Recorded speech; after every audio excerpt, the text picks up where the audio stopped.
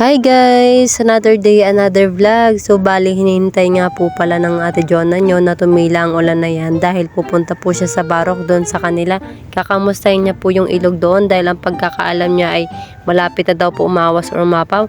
So bali around 1 PM nga po pala ay tumila na din ang ulan yan pero makulimlim pa rin po.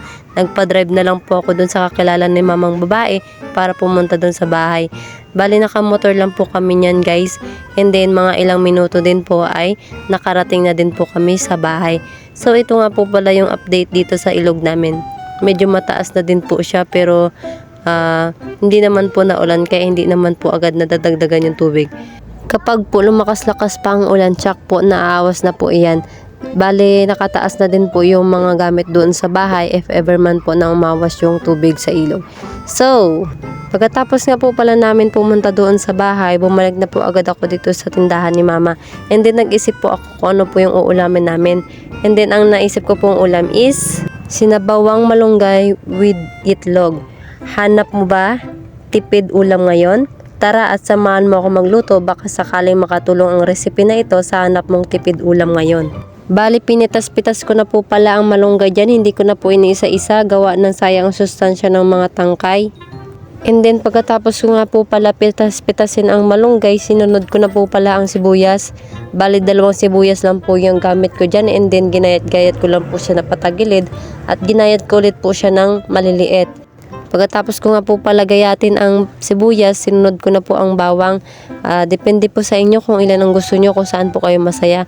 Ako po kasi 3 lang ginamit ko and then ginayat-gayat ko lang po siya sa maliliit. Sinunod ko na po pala ang kamatis dyan. Bali 2 kamatis lang po pala ang ginamit ko. Sa inyo po depende kung ilan ang gusto nyo. Basta ikakasaya nyo, go lang. At dahil natapos na po tayo sa pagagayat, ito na po yung mga ingredients natin sa sinabawang malunggay with itlog. May kamatis, sibuyas, bawang, malunggay at 2 itlog po yan. Naghugas na din pala ako ng kawali dyan para maya-maya ay isasalang ko na din yan. At para malagyan ko na din ng mantika at tayo ay magluluto na. At dahil okay na ang ating kawali at mainit na siya, nilagyan ko na pala yan ng mantika and then sinunod ko na ang sibuyas and then hinalo-halo ko lang ng kaunti ng ilang minuto hanggang sa mag-brown po siya. And then sinunod ko na po ang bawang. Minekos-mekos ko na din pala dyan ang bawang guys hanggang sa mag-brown na din siya. And then pagkatapos ko nga palang haluin yan, ay sinunod ko na din ang ating kamatis. So, bali, hinalo-halo ko lang din po yun ng ilang minuto hanggang sa lumambot po siya, hanggang sa mag-isa po silang lahat. And then, pagkatapos ko po niyang haluin, nilagyan ko na po yan ng tubig. So, bali, 2 basong tubig po pala ang nilagay ko dyan. Makalipas ang ilang minuto, kumulo na po pala ang ating niluluto dyan. Bali, naglagay na din po pala ako dyan ng 1 buong paminta. And then, sinunod ko na po ang magic sarap. Sa magic sarap mo lang, malalasap ang tunay na sarap. Uy, ba't may paganon ka, Ate Jonah? Hinalo-halo ko lang po pala yan guys ng konti and then tinikman ko na din. So, dahil okay na ang lasa, sinunod ko na ang itlog.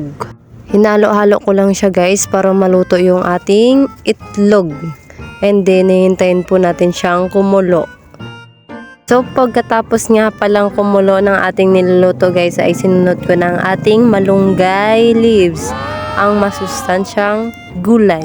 So, ayun guys, okay na po ang ating nilutong sinabawang malunggay. So, this is it, pansit. Ito na po ang niluto nating sinabawang malunggay with itlog. So, ano pang hinihintay nyo guys? Tara, kain tayo. So, dito na po nagtatapos yung video ko. Thank you for watching. Bye! See you next vlog.